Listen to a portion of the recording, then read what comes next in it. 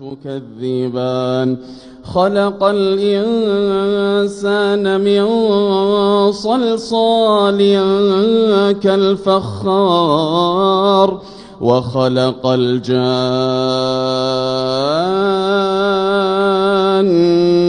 من مارج من نار فبأي آلاء ربكما تكذبان رب المشرقين ورب المغربين فبأي آلاء ربكما تكذبان